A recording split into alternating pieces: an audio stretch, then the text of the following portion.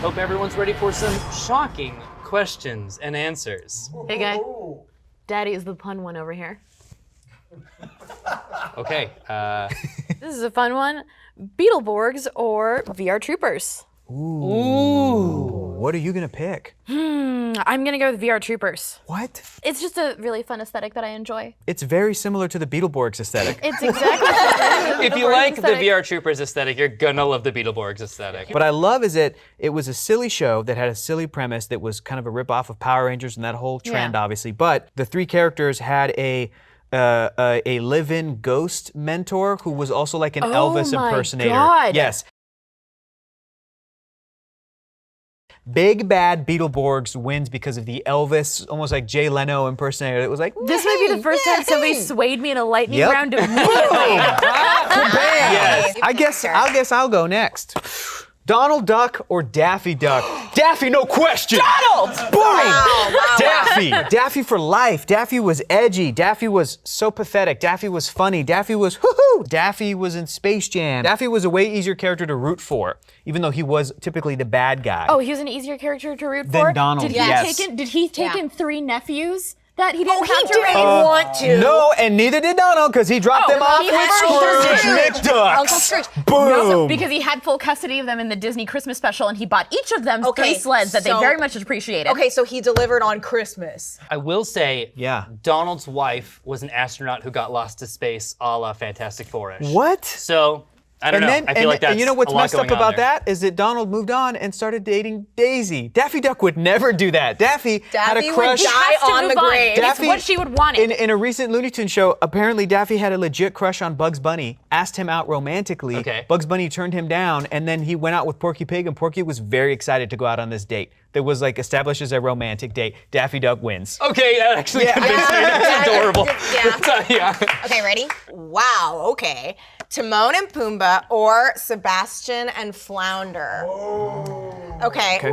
I like Timon and Pumbaa better because I feel like with Sebastian and Flounder, there is a weird power dynamic that I don't like. Like, I feel like Flounder is a child. Yeah. And Sebastian is a man. I mean, he's a man crab. Right, but he's like a full-grown crab. He's grown. He's a grown So there's crab. a grown crab with a child Grown-ass fish. crab. Timon and Pumbaa, Hakuna Matata, they love to have a good time all the time and eat bugs in the forest. That's cool. Jungle, I'm sorry, wrong ecosystem. But Sebastian You're and saying Flounder. Sebastian has an agenda. Sebastian has Trying an to get agenda, Ariel to come back to the... trying to cut out Flounder. Yeah. Like, Sebastian can bite me, but Flounder is adorable. I'll defend Flounder. Here's my thing about Timon and Pumbaa.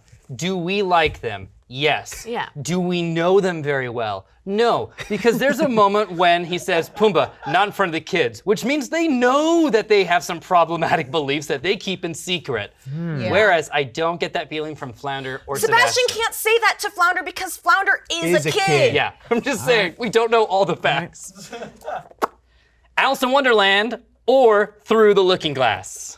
Oh. I am gonna go Through the Looking Glass because it's underrated. Same. So I'm going Alice, and I might have a bias because I actually have a page tattooed on my back. That's really dope. Yeah, it's the Cheshire Cat in the tree, and then Alice looking up at her.